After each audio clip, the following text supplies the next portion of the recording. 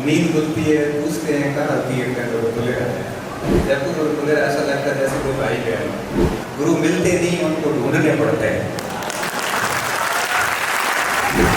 आपके पैर का कांटा आप ही निकालोगे भैया, और कोई निकालने नहीं आएगा।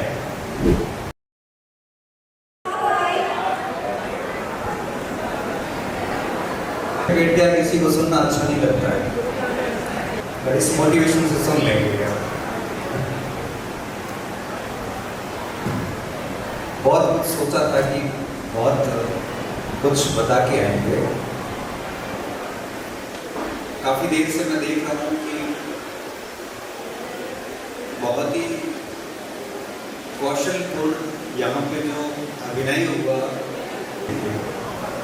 बड़े प्यारे से अनुभव एक अभिनय किए यहाँ पे। इन सबको देख के काफ़ी चीज़ें यूँ कह सकते हो कि मैं भूल ही गया कि मुझे बोलना ही आता है। आप सभी विद्यार्थियों का जिन्होंने इतना शानदार प्रदर्शन किया, आपकी कला की मैं सराहना करता हूँ और आपकी शुभकामनाएं। मुझे कहना पड़ता है कि हॉबी भी आपको हमें पूछ के रखनी पड़ेगी, हॉबी तो आपकी खुद की होगी। ऐसी स्थिति नहीं आनी चाहिए। तो आप सभी बच्चों को जिन्होंने इतना बढ़िया सी प्रस्तुतिकरण दिया, उन सबको मैं शुभकामनाएं प्रेषित करता हूँ। इसी तरह से अपने कला का प्रदर्शन आगे भी जैसे जैसे कोई अवसर आता है उस पर करते रहना, इससे आप जिंदा रहोगे। जिंदा रहने के लिए बहुत ज़रूरी है। दूसरा, गणपत गुरुकुल नाम सेम है वैसे तो नाम अच्छा है तो डेफिनेटली काम भी अच्छा है। उनको भी मैं साधुवाद दूंगा, पूरी टीम को, कि इन्होंने पिछले 1 महीने से इस कार्यक्रम को सफल बनाने के बेहद यूँ कहिए कि साध्य कार्य किए। इन्होंने घर घर जाकर बात की, इनको क्या मिल रहा था उस पर हम आगे बात करेंगे। तो इस पूरी टीम को मैं साधुवाद देना चाहता हूँ कि आपने बहुत प्रयास किया। मैं मेरी बात शुरू करूँगा। यहाँ प्रांगण में जितने भी बच्चे बैठे हैं, जितने भी अभिभावक बैठे हैं, मैं आप सभी का यहाँ स्वागत करता हूँ कि आप सभी यहाँ पे आए हैं। काफ़ी देर से बैठे हैं, काफ़ी दूर और बैठने वाले हैं। ये बड़ी बात है। इस समय इस दुनिया में लोकतंत्र के इस युग में सब सुनना चाहते हैं, सुनना कोई नहीं चाहता, और आप अगर सुनने के लिए बैठे हैं तो ये बहुत बड़ी बात है। हम कल शाम को बाड़मेर से निकले थे और 600-700 किलोमीटर की ठीक ठाक यात्रा करके जयपुर पहुंचे थे रात को, और सुबह हम फुलेरा की धरती पे आए। फुलेरा को हमने हमेशा ट्रेन में ही देखा था। जब भी कभी बाड़मेर से जयपुर जाते हैं तो जब भी सुबह सुबह ट्रेन रुकती है ना, काफ़ी देर रुकती है, नींद खुलती है, पूछते हैं कहाँ तीर का तो खुले रहते हैं। तो हमारे दिमाग में आता है कि बस जयपुर आ गया है, खुलेरा है। जयपुर और खुलेरा ऐसा लगता है जैसे कोई भाई बहन। तो खुलेरा हमने उसी रूप में देखा। कभी भी खुलेरा की धरती पे हमें आने का सौभाग्य नहीं प्राप्त हुआ। ये गणपत गुरुकुल का एक स्नेह था हमारे प्रति और शिक्षा वो हथियार था कि गणपत गुरुकुल ने बाड़मेर से शिक्षा को बुलाया, हमें थोड़ी बुलाया, किसको बुलाया? एजुकेशन को बुलाया। हमारे जैसे तो कई घूमते हैं वहाँ पे बाड़मेर की सड़कों पर, खूब बैठे, कोई कमी नहीं है वहाँ पे। बाड़मेर की जनसंख्या खूब है। यहाँ पे अगर हम बाड़मेर से 3 लोग आए हैं तो उसके पीछे कारण सिर्फ एजुकेशन है। और इससे इस बात का महत्व समझना कि आप कितने भाग्यशाली लोग हैं कि राजधानी के ठीक पास में बैठे हैं। 1 घंटे की दूरी पे आप राजधानी पहुँच सकते हो, और हमें राजधानी आने के लिए 12 घंटे का सफर करना पड़ता है। बावजूद उसके इस क्षेत्र से अधिक अच्छे परिणाम मारवाड़ दे रहा है। ये आप लोगों के लिए सोचनीय और चिंतनीय विषय है। हमें जयपुर पहुंचने के लिए 12 घंटे का समय लगता है, आपको 1 घंटे का समय लगता है। उसके बावजूद भी इस क्षेत्र में एजुकेशन का इतना इफेक्ट नहीं है, इतनी पहुंच नहीं है जितनी कि बाड़मेर जैसे क्षेत्र में आप जाओगे तो वहाँ आपको बहुत अधिक मिलेगी। तो मुझे लगता है कि आपको बहुत एक्टिव होने की आवश्यकता है। हम आज उसी विषय पर बात करेंगे। अभी अपने उद्बोधक महोदया कह रही थी कि हमें गुरु नहीं मिले, इस वजह से हम लक्ष्य को उस जहाँ जाना चाह रहे थे वहाँ जा नहीं पाए। मैं थोड़ा सा इसमें करेक्शन करूँगा। गुरु मिलते नहीं, उनको ढूंढने पड़ते हैं। गुरु ढूंढना पड़ता है, ऐसे नहीं मिलता, आसानी से गुरु का मिलता है। ढूंढने से आपको गुरु मिल सकता है। हाँ, भगवान जो है वैसे ही मिल सकते हैं, थोड़ी तपस्या करेंगे तो मिल जाते हैं, मगर एक अच्छा गुरु मिलना थोड़ा मुश्किल काम होता है, इसलिए उनको ढूंढना पड़ता है। और हम हमेशा ईश्वर से अधिक तवज्जो गुरु को देते हैं। तो आप सभी को मैं ये कहूँगा कि आप भी ढूंढिए कि आपको कौन अच्छा मार्गदर्शन दे सकता है, आपकी अगली पकड़ के आपको कौन जीवन की शिक्षा दे सकता है। तो गुरु का सानिध्य रखिए। हम आज उसी विषय पे बात करने वाले हैं कि शिक्षा का क्या महत्व है, किस तरह से काम करना चाहिए, बेहतर जीवन कैसे जी सकते हो आपको। अभी मैं बैठा था तो कुछ बच्चों ने मेरे को चिट्ठियाँ पहुँचाई कि सर इस पे बात करना अपने उद्बोधन में। 10-12 चिट्ठियाँ थी, बच्चों ने भेजी थी पीछे से। मैं उन चिट्ठियों के बिंदुओं को साथ में लेते हुए बात करूँगा। देखिए, अगर मुझे कोई पूछे कि इस जीवन में सबसे ज्यादा जरूरी क्या है, आप अपने से कनेक्ट करते हुए बात को समझना। अगर मुझे पूछे कि इस जीवन में सबसे ज्यादा जरूरी क्या है, तो मैं कहूँगा 2 चीजें बहुत ज्यादा जरूरी हैं। एक, स्वास्थ्य। अगर आप हेल्थ पे काम नहीं करते हैं तो पढ़ के भी आप बहुत ऊंचाइयों पे जाने के बावजूद भी आप काम के नहीं, आप समाज के लिए कुछ नहीं कर पाओगे, आप सिस्टम को सुधारने का कोई प्रयास नहीं कर पाओगे, क्योंकि आप खुद से जूझ रहे हो। और उसके बाद क्या जरूरी है, वो है आपके संस्कार। बहुत अधिक एजुकेटेड और नौकरी लगने के बाद में भी आप अगर अपने बड़ों का सम्मान नहीं करते हैं, आप अगर अपने माता पिता को भूल रहे हैं, आप अपने बचपन के साथियों से बात करना पसंद नहीं कर रहे हैं, अगर आप में इस प्रकार के संस्कार नहीं हैं, तो आपका आईएएस बनना भी शून्य है, उसका कोई महत्व नहीं। स्वास्थ्य के बाद संस्कार होना बहुत जरूरी है। और तीसरी चीज जो सबसे ज्यादा जीवन में जरूरी वो है शिक्षा। बिना शिक्षा के व्यक्ति और जानवर में बहुत अधिक फर्क नहीं होता। एक एजुकेशन ही है जो आपको पूरी भीड़ से अलग करती है। एक एजुकेशन ही है जो आपको मंच के ऊपर आमंत्रित करती है। एक एजुकेशन ही है जो आपको अलग दृष्टि से देखने के लिए लोगों को मजबूर करती है। एक एजुकेशन ही है जो आपको अंदर से इतना परिष्कृत करती है कि आपका जीने का नजरिया बदल जाता है। एक एजुकेशन ही है जो आपको हर वक्त हर लड़ाई में लड़ने के लिए शक्ति देती है। एक एजुकेशन ही है जो आप कुछ भी नहीं हो, आपके पास कुछ नहीं हो, उसके बावजूद भी आपको बड़े से बड़ा मंच प्रदान करती है। शिक्षा ये बहुत महत्वपूर्ण औजार है, ये बहुत महत्वपूर्ण माध्यम है जिसके माध्यम से आप अपने आप को बंजर भूमि में भी स्थापित कर सकते हो। इसलिए ये मत सोचना कि हमारे घर पे खूब पैसे हैं, हमारे खूब खेती होती है, हमारे घर पे खूब बिजनेस है, हमारे कोई कमी नहीं है। ये सोच के आप शिक्षा को कभी भी दरकिनार मत करना। आप देखोगे कि जो बहुत बड़े बड़े परिवार है जिनकी करोड़ों में इनकम है, उनके बच्चों की हालत बड़ी खराब है। न शिक्षा है, न संस्कार है, न स्वास्थ्य है। क्यों?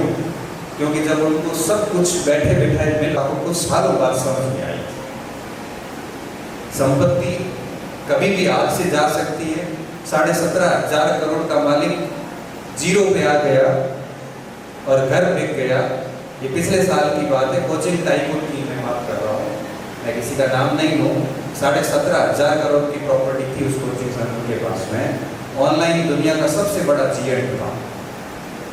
एक साल में क्या स्थिति आती है कि सब कुछ बिक जाता है।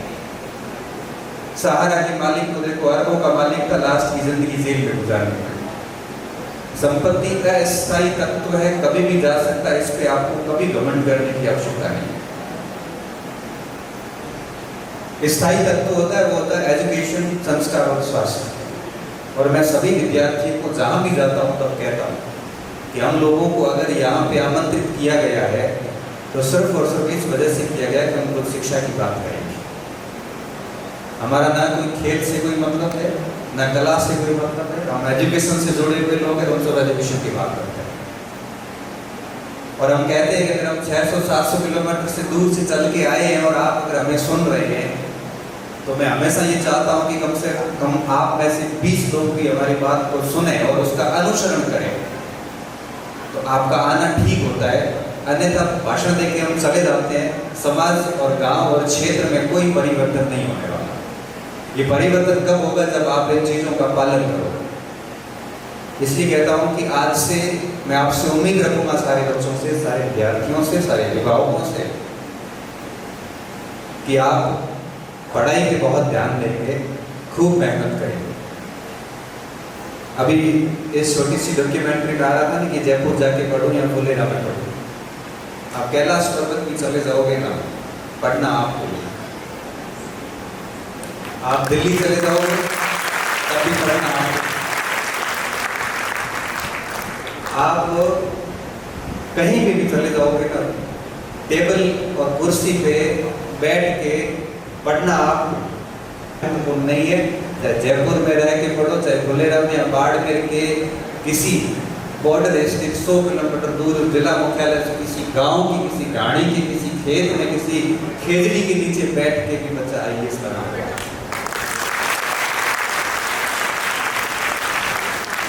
जगह महत्वपूर्ण नहीं है, महत्वपूर्ण वो स्टूडेंट है जो कितना अंदर से पावरफुल है, कितनी इच्छा शक्ति को अंदर दबाए हुए बैठा है कि मेरे हालात मुझे ही ठीक करने हैं। आपके पैर का कांटा आप ही निकालोगे भैया, और कोई निकालने नहीं आएगा। आपको चाहिए कि आपकी पहचान बने तो आपको ही त्याग करने पड़ेंगे, आपको ही पढ़ने पड़ेगा। किसी और की बैसाखियों से आप अपनी पहचान कभी नहीं बना सकते, कभी नहीं बना सकते।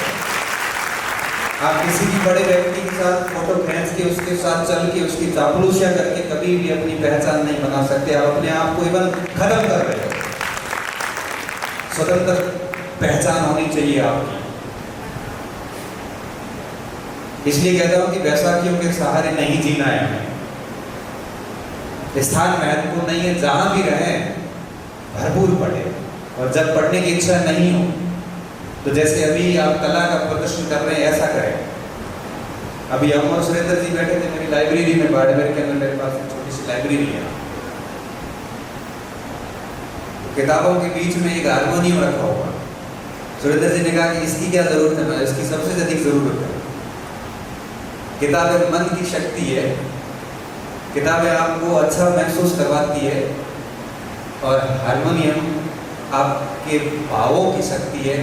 जैसा म्यूजिक सुनते हैं वैसा सोचना शुरू कर देता है। जैसे कोई नृत्य का गाना आता है व्यक्ति झूमना शुरू करता है, सैड सॉन्ग आता है व्यक्ति रोना शुरू करता है, जिम वाला सॉन्ग आता है व्यक्ति ऐसा ताकत महसूस करता है। जिम में आप जाना, कभी सैड सॉन्ग नहीं लगा होगा, वहाँ पे कोई पंजाबी ऐसा गाना होगा जहाँ पे व्यक्ति है वो बहुत अधिक क्षमता से अधिक है, वो ताकत लगा के एक्सरसाइज करता है।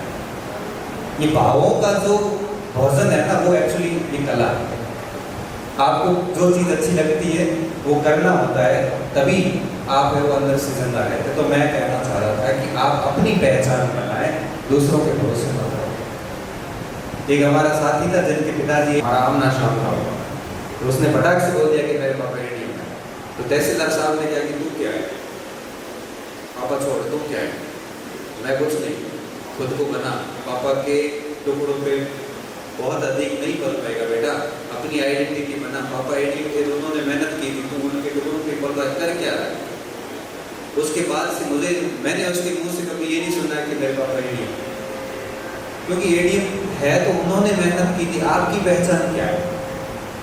इसलिए अपनी पहचान बनाइए, खूब मेहनत कीजिए।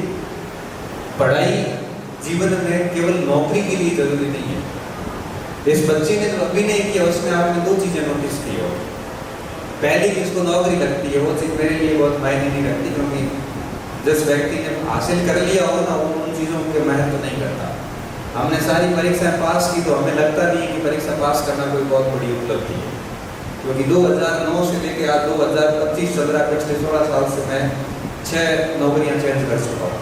मुझे कभी ऐसा लगता नहीं कि परीक्षा पास करना वो एक प्रोसेस का हिस्सा है। आप पढ़ोगे तो आप मेरे से भी अधिक करोगे, ये तय बात है। कोई उसकी गलत आदतें नहीं, अच्छा व्यक्ति कर गया था। अगर वो नौकरी नहीं भी लगती तब भी वो जीवन में सफल थी, क्योंकि पढ़ाई केवल नौकरी नहीं देती है, पढ़ाई जीवन जीना सिखाती है। पढ़ाई आपको नजरिया देती है, लोगों को देखने का नजरिया। पढ़ाई व्यक्ति को मानव से मनुष्य बनाती है, केवल नौकरी नहीं देती। पढ़ाई आपको वो देती है जो दुनिया को दिखता है, आपको नहीं दिखता। आप नहीं नोटिस कर पाओगे आप क्या हो, दुनिया देखती है कि आप क्या हो। मैं इस चीज को स्वीकार नहीं कर पा रहा हूँ कि मैं बड़ा हो गया, मैं बड़ा नहीं हुआ। मैं मेरा काम से दर्द से कर रहा हूँ, मुझे इतना ही पता है, इससे अधिक मुझे कुछ नहीं पता। लेकिन दुनिया के लिए वो क्या थे आपको पता है।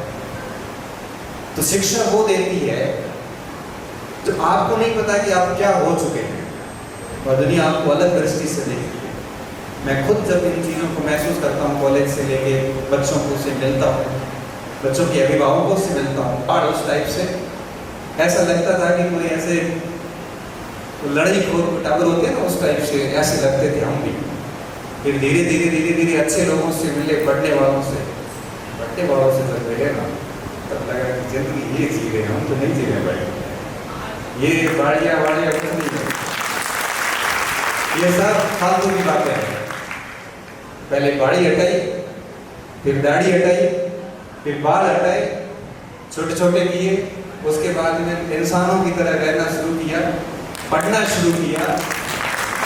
धीरे धीरे देखते लगा कि हाँ 3-4 साल के अंदर पढ़ते लगा कि अब ठीक इंसान बनने गए, लोगों लड़कों की तरह नहीं लगा। शिक्षा बहुत परिवर्तन करती है, इसके परिवर्तन धीरे धीरे दिखते हैं। मैंने 2005 में 12वीं कक्षा की थी और 2003 में मेरा 10th था। तो 3 में जब मेरी 10वीं हुई तो उस समय मेरे 49% बने थे, 49%। एक चिट्ठी आई थी अभी कि मेरे 55% है, कहीं लगेगी कि नहीं लगेगी। अभी चिट्ठी एक आई थी मेरे पास, तो आपके 55 है तो आप तो मेरे से 6% आगे हैं। फिर मैंने 12वीं में बहुत मेहनत की तो मेरे 61% थे। जिंदगी का पहला फर्स्ट डिवीजन था और आखिरी भी वही। तो एक था कि भाई इस आदमी का कुछ होना नहीं, क्योंकि बदमाश टाइप थे ही, क्योंकि मैंने कहा एक बार लगता है ना क्या एक अलग कॉन्फिडेंस आता है उसका। आप जैसा पहना हो आप पहनो, जैसे मैंने सोबर पैंट पहन के शर्ट अंदर डाल दिया तो मैं व्यवहार भी उस अनुसार करूँगा कि नहीं मैं एक ठीक ड्रेसेस में आया हूँ तो मैं उस हिसाब से बात करूँ। यहाँ पे मैं अगर ड्रेसेस मैं आता हूँ ना पहन के उस अलग टाइप के कपड़े, अलग टाइप के बाल वगैरह, तो फिर मेरा व्यवहार भी उस हिसाब से होगा, क्योंकि मुझे लगेगा कि मैं तो उस टाइप का है। तो जब हम शिक्षित व्यक्ति के साथ तुलना करते हैं तब लगने लगता है कि हम जो जिंदगी जी रहे हैं वास्तव में वो जिंदगी नहीं, हम गलत फहमी में जी रहे हैं। जिंदगी वो है जो एक एजुकेटेड व्यक्ति जी रहा है, शिक्षित व्यक्ति जी रहा है, जो दिन में 5-6 घंटे किताबों में रहता है, जो अपने शाम को जाके अपने परिवार के साथ रहता है और दिन के 1-2 घंटे खेल मैदान में रहता है, स्वास्थ्य का ध्यान रखता है। जिंदगी असल में वो जीता है। बाकी जितने भी लोग हैं जिनका यूँ समझिए कि एजुकेशन से कोई लेना देना नहीं है, वैसे लोगों को मैं बताऊं आगे बहुत कठिन जीवन है, बहुत कठिन जीवन है। तो इसलिए मैं आप सभी से यही कहूँगा कि शिक्षा अर्जित करें, केवल नौकरी के लिए नहीं बल्कि शिक्षित होने के लिए शिक्षा अर्जित करें। आप दुनिया की भीड़ में अपने आप अलग हो जाओगे, अपने आप अलग हो, और ये चीज़ें आपको 1-2 साल के अंदर महसूस होगी। शिक्षा आपको रोजगार भी देगी, सारी चीज़ें, और शिक्षा के साथ साथ आप अपने बहुत अच्छे संस्कार हैं। कोई बड़ा व्यक्ति आता है, कोई माता पिता के तुल्य है, उनकी बात को सुने, उनके पैर छुए, उनको झुक के नमस्कार करें, क्या जाता है आपका। लेकिन ऐसा करने से वो आप उनकी नज़रों में अच्छे लड़के, अच्छे बच्चे के सामने है वो रहोगे। इसलिए संस्कारों का बहुत ध्यान रखें, क्योंकि आपके बोलने से पहले आपके संस्कार हो जाते हैं। ये चीज़ें जीवन में बहुत ज़रूरी होती है। और आप सभी यहाँ पे धुलेरा का एरिया तो वैसे अभी मुझे कहा कि छोटा एरिया है। मैं आपको बताऊँ, हमारे जो बाड़मेर क्षेत्र में जो गाँव है उनको देखता हूँ तो मुझे ये बाड़मेर जैसा जिला नजर आता है। हमारे बाड़मेर जिले में जो सड़क सिटी में एक ही सड़क है, तो हमें तो ये बाड़मेर जैसा जिला ही नजर आ रहा है। मुझे किसी सूरत में ये छोटा कस्बा नजर नहीं आया। बड़ा ही कस्बा है और आप लोग एजुकेशन का काम कर रहे हैं। हमने बताया पिछले साल भी गणपति ने मेरे से आग्रह किया था कि मैं जयपुर आया था किसी कार्यक्रम में, तो सर यहाँ आ जाओ, एक बार बच्चों से मिल लो। मेरी कार्यक्रम की कुछ व्यवस्था तो नहीं आ पाया। इस बार आपने कहा कि मेरा 5 तारीख को जन्मदिन है और मैं जन्मदिन पे मोटिवेशन सेमिनार रख रहा हूँ, तो आप जरूर बताएं। मैंने कहा 5 को मैं नहीं आ पाऊँगा, वर्किंग डे मुझे कॉलेज में पढ़ाना पड़ता है। मेरे लिए बच्चों को पढ़ाना किसी कार्यक्रम में जाने से ज़्यादा जरूरी है। 5 तारीख को मैं नहीं तरह के भाषण दे रहे हैं कि बहुत पढ़ाई करो। अरे पढ़ाई कहाँ से करें, आप चले गए कक्षा से। मैं नहीं चाहता कि ऐसी स्थिति हो, तो मैंने कहा 5 का नहीं बैठेगा। आपका जन्मदिन की शुभकामनाएं हम आपको 3 तारीख को प्रेषित करते हैं। तो आपको ढेर सारी शुभकामनाएं, इसी वजह से अपना जन्मदिन मनाते रहें और अच्छे स्वास्थ्य की कामना करता हूँ। हर जन्मदिन पर इसी तरह से सेमिनार हो, क्योंकि होता क्या है, एक बार हम 2012 में मैं 12 से सेमिनार कर रहा हूँ। 12 में किसी स्कूल में हम सेमिनार करने गए, गटरा साइड का हमारे स्कूल था और 150 बच्चे। हमने वहाँ पे 8वीं कक्षा के इन बच्चों को जो इनाम देते हैं वो इनाम दिए। चाहे 8वीं कक्षा क्लास में प्रथम, 6ठी, 7वीं, 8वीं इनाम दी, सब चीज़ें हो गई। 2024 के अंदर हम एक किसी प्रोग्राम में गए, तो वहाँ पे मेरे साथ तो हम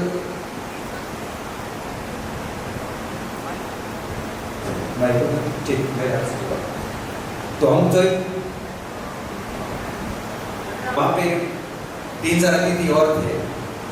एक अतिथि थोड़े से लेट आए। जैसे ही आए, आते ही उन्होंने मेरे पैर छुए और पैर छू के पास में बैठे। मैंने कहा भाई मैंने पहचाना नहीं, तो सर मैं तहसीलदार हूँ और 2022 का शायद वैकेंसी बताई, उसमें लगा हुआ हूँ। 2011-12 में मैं आपके हाथों से सम्मानित हुआ था, शायद 8वीं या 10वीं कक्षा बताई थी। और वहाँ से दिमाग में आया था कि मुझे भी बड़ा आदमी बनना है। वहाँ से मैंने मेरी पढ़ाई धीरे धीरे शुरू की। कॉलेज टाइम में मैं आपसे एक बार फिर मिला, उसके बाद में मैं चला गया तैयारी करने और पहला किस तरह से चीज़ें होती है। तब मैं सोचता हूँ कि जब कभी ऐसे सेमिनार होते हैं यहाँ पे जो लोग आके बोल के जाते हैं, कोई एक आधा भी आपको शब्द उनका प्रेरित करे और आपके, तो मैंने मेरी सैलरी का एक हिस्सा फिक्स कर रखा है ऐसे स्टूडेंट्स। तो पढ़ाई चलती है, कई बच्चे नौकरी लेके वापस आते हैं और कहते हैं सर ये पेमेंट हमने आपसे 20,000 रुपये लिए थे 6-7 महीने के। तब मैं उससे एक बात कहता हूँ, बेटा मेरे इस पेमेंट से कुछ होना नहीं है। एक यात्रा करते हैं जयपुर की, तो ये यात्रा यूँ चला जाता है। कोशिश करना कि आगे किसी एक गरीब बच्चे की अंगुली पकड़ के उसको पढ़ा लेना। एक मुझे वो एक वाला आप साथियों से भी मैं कहूँगा कि अगर आप आर्थिक रूप से ठीक है तो निश्चित तौर पे अपना ऐसा कोई भी साथी हो, ऐसा कोई आसपास गरीब बच्चा हो, तो आप उसकी हेल्प करें। आप 2,000 रुपये हेल्प करोगे, ईश्वर आपको 20,000 रुपये दे। आप जो दोगे वो लौट के आता है। आप किसी को गाड़ियाँ दोगे तो भी लौट के आएगी, आप किसी को दुआ दोगे तो भी लौट के आएगी, आप किसी की मदद करोगे तब आप संकट में होगे, तब आपके लिए वो चीज़ें लौट के आएंगी। हेल्प करिए, आप जितनी कर सकते हैं, जितनी आपकी क्षमता होती है आप हेल्प करिए। मैं आपको एक छोटा उदाहरण देता हूँ। अभी बाड़मेर में ऐसी घटना हुई, तो उसमें कोई केस हुआ, तो केस में FIR के अंदर मम्मी पापा और भाई तीनों का नाम ले दिया, तो तीनों को पुलिस ने जेल में डाल दिया। पीछे बच्ची, एक बच्ची 12वीं कक्षा की, एक लड़की बची। अब वो मानसिक रूप से ऐसी हो गई, जिसके माँ बाप और भाई तीनों जेल में चले जाएं, तो 12वीं क्लास की बच्चे के मानसिक रूप से ऊपर क्या गुजर रही होगी आप समझ सकते हो। उनके सामने एक मैडम रहते हैं जिनका बाड़मेर से कोई संबंध नहीं, वो दूसरे जिले के, वो वहाँ पे अध्यापक लगे हुए हैं। उन्होंने ये सारी चीज़ें देखने के बाद उस बच्चे को कहा कि बेटा तुम मेरे पास आ जाओ। तो उस घर में रह नहीं पाएगी, ऐसे तो सब जेल में चले गए। और उस मैडम ने उस बच्ची के ऊपर काम करना शुरू किया। बच्ची का यूनिवर्सिटी के अंदर फर्स्ट ईयर में फॉर्म डालवाया, फीस मैडम ने अपने घर से दी। उसके बाद आगे कैसे तैयारी करना है इस हेतु वो मैडम उस बच्ची को लेके मेरे पास आए और मेरे को कहा कि सर इस बच्ची की ये स्थिति है और अब इसका क्या करना है। तो पहले तो मुझे लगा कि मैडम को पूछा, मैंने कहा आप लोग, मैं सर गार्डन की नहीं हूँ, मेरी 18 में पोस्टिंग यहाँ हुई है, तो ये बच्ची मेरे सामने रहती है तो इसकी स्थिति ठीक नहीं है और मुझे ये देखा नहीं जा रहा है, इसलिए मैं इसको पढ़ाऊँगी। जबकि दोनों का आपस में कोई संबंध नहीं है। मुझे बड़ा अच्छा लगा कि एक शिक्षक कितना संवेदनशील है और उस बच्ची को वो ग्रेजुएशन में उसका फॉर्म डाल दिया, फीस भर दी और फिर मैंने कोचिंग की व्यवस्था करी। अब वो बच्ची का कॉलेज उधर चल रहा है और शाम का कोचिंग चल जाता है, बच्ची मन लगा रहता है, 10-12 घंटे आराम से पढ़ लेती है। ये बात अभी 15 दिन पहले। इसलिए कहता हूँ कि देखो खुद का पढ़ना जरूरी नहीं है, आप अगर समर्थ है तो आप अपने किसी साथी की भी मदद कर सकते हैं, क्योंकि जीवन बड़ा क्षण भंगुर है, कभी भी आप जा सकते हैं, किसी का पता नहीं चलता। छोटी सी जिंदगी है, निर्धारित नहीं है कब जाने वाले हैं, तो ये जितनी बची जिंदगी आप उसमें अच्छे व्यक्ति बने रहें। लड़ाई झगड़े, द्वेष, ईर्ष्या, द्वंद्व, इन सबसे एनर्जी खराब करने से कुछ हासिल नहीं होगा। एक दिन चले जाओगे, ये सब यही रहेगा। इस वजह से कहता हूँ कि बेटा एजुकेशन के साथ साथ में संस्कारों का अच्छा होना बहुत जरूरी है। क्योंकि आप देख रहे होंगे हर साल हजारों लोग सरकारी नौकरी में जाते हैं। हमारी कॉलेज शिक्षा में देखोगे तो सैकड़ों प्रोफेसर बने हुए, कोई एक आधा नहीं है। अगर किसी ने कुछ एक्स्ट्रा काम किया अच्छे संस्कार के रूप में, अच्छे व्यक्ति के रूप में, निश्चित तौर पे जीवन में कभी भी आप पीछे नहीं गए। जीवन में आगे बढ़ने का सिंपल सा तरीका यही है, बस अपने कर्तव्य करते रहें। आज आपको सुविधाएं मिली हुई है तो आपको लग रहा है कि जीवन भर ऐसे ही रहेगा, नहीं रहेगा ऐसे। वक्त बदल जाता है, पता ही नहीं चलता। आज आप ठीक स्थिति में हैं, कुछ ही समय बाद ऐसी स्थितियां आती हैं। स्वामी विवेकानंद जी के पिता कलकत्ता के अंदर वेल नोन एडवोकेट के, बहुत बड़े जज हुआ और कलकत्ता में उनकी धाक चलती थी, पैसे की कोई कमी नहीं थी। अचानक से क्या होता है, नियति पलटी कैसे मारती है और विवेकानंद जी के पिताजी की डेथ हो गई। मृत्यु होने के बाद में पूरा परिवार सड़क पे आ गया, हवेलियां बिक गई, खाने के लाले पड़ गए, पैसे नहीं थे पास में। जो परिवार बड़े थे घर में, अगर मन की करूं तो संन्यास ले लो, दुनिया ये कहेगी कि जिम्मेदारियों से भाग गया, और अगर जिम्मेदारियों का निर्वहन करूं तो मन की इच्छा कभी पूरी नहीं होगी, संन्यास लेने का। बड़ी द्वंद्व की स्थिति में आ गए। तब वो खेतड़ी के महाराजा अजीत सिंह के पास आए। उन्होंने कहा कि आप अपने मन की करिए, संन्यास लीजिए, आप तो आपके घर हर महीने में चेक भेज दूंगा। आपकी माता जी जब तक जिंदा है तब तक खेतड़ी से पैसा कलकत्ता जाता रहेगा। आपको उस और नहीं देखना है, आप अपनी इच्छाओं की पूर्ति करिए। तो जब विवेकानंद जी को भी अजीत सिंह की जरूरत पड़ सकती है, हम उनसे बड़े नहीं, तो एक दूसरे की मदद करें।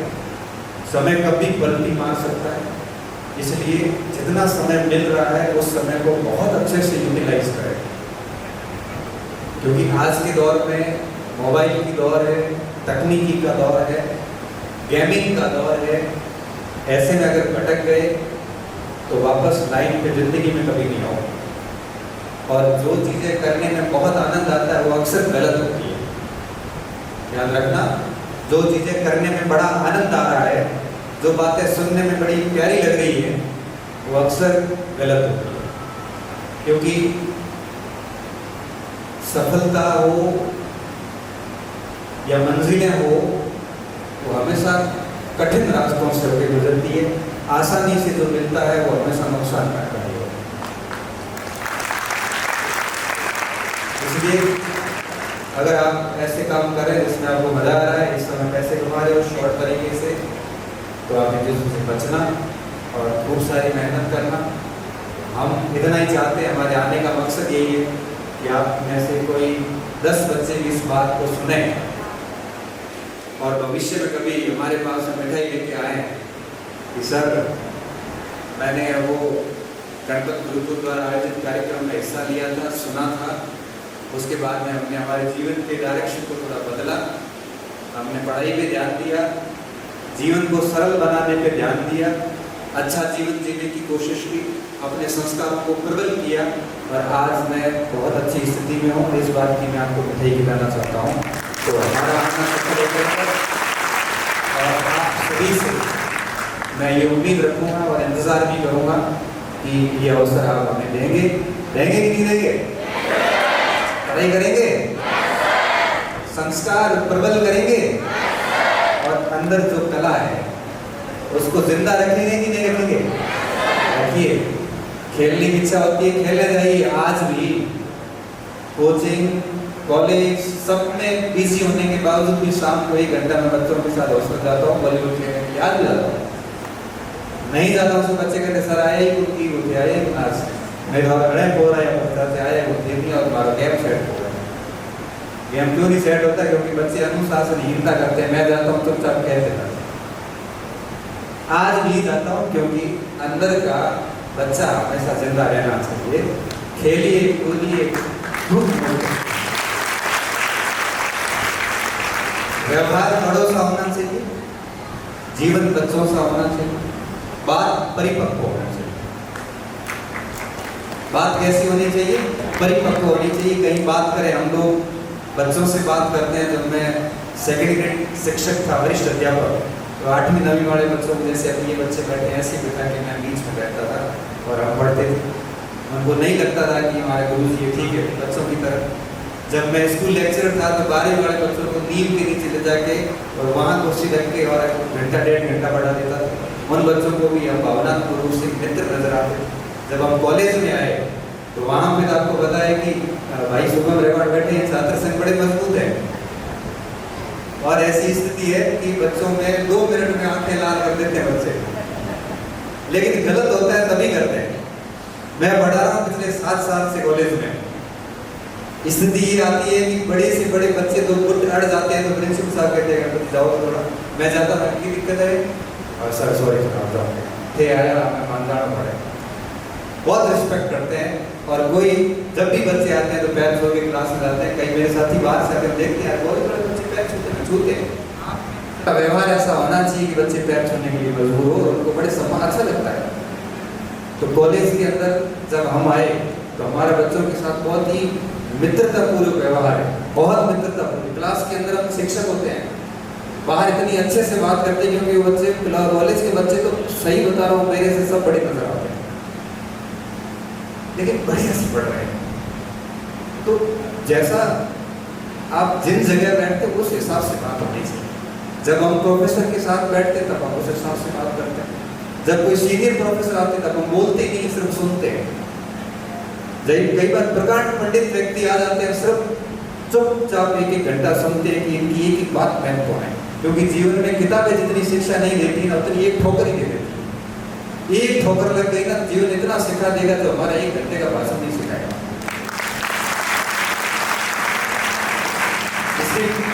इसलिए हम सुनते हैं कि ये जो लोग बोल रहे हैं ना ये किताबी भाषा नहीं है, ये इनके जीवन का 50 साल का अनुभव है, ठोकरे खा खा के सीखे हैं, इसलिए हम वहाँ सुनते हैं। तो आप लोगों को भी ऐसा बड़ों के जैसा व्यवहार करना, परिपक्वता से बात रखनी और बच्चों के जैसा जीवन जीना। ऐसा ज्यादा कोई ऐसे घमंड में वगैरह यूं एटीट्यूड नहीं, बच्चों की तरह। बच्चे कैसे होते हैं बिल्कुल आप देखना, भले एक अरबपति परिवार का या एक झुग्गी झोपड़ी से आया हुआ, दोनों साथ में बैठ के खेलेंगे, दोनों साथ में एक दूसरे का टिफिन शेयर करेंगे, उनको कोई मतलब नहीं एक और नहीं है। ये भेदभाव वाले भाव तो बच्चा बाद में देखता है, जैसे जैसे बड़ा होगा तो उसको समाज में वो विचार, उसके दूषित विचार डाल दिए जाते हैं और बड़ा होते होते वो बड़ा भेदभाव करने लग जाता है। इसलिए बच्चों जैसे रहिए, खूब पढ़िए। हमारा शुभकामनाएं हमेशा आपके साथ रहेगी। आपने हमें आमंत्रित किया और इस मंच की, जो कि समझा आप सभी बच्चों ने पिछले 2-2.5-3 घंटे से कंटिन्यू यहाँ बैठ के हमारा इंतज़ार किया, हमें सुना। इस हेतु मैं आपका बहुत बहुत आभारी हूँ और उम्मीद करता हूँ कि ये जो संस्था है यहाँ पे गणपत गुरुकुल, ये और बढ़िया मेहनत करें और इस क्षेत्र में शिक्षा का बहुत प्रसार करें। आप भी उनको कोऑपरेट कीजिए। एजुकेशन सबसे ज़रूरी है और इसमें लेने वाले, अर्जित करने वाले खूब मेहनत कीजिए। हमारी कहीं भी ज़रूरत महसूस हो तो निश्चित तौर पे आप याद करना, हमारे से जो बन पड़ेगा हम डेफिनेटली आपके साथ हैं। बहुत बहुत धन्यवाद। भी हमें बहुत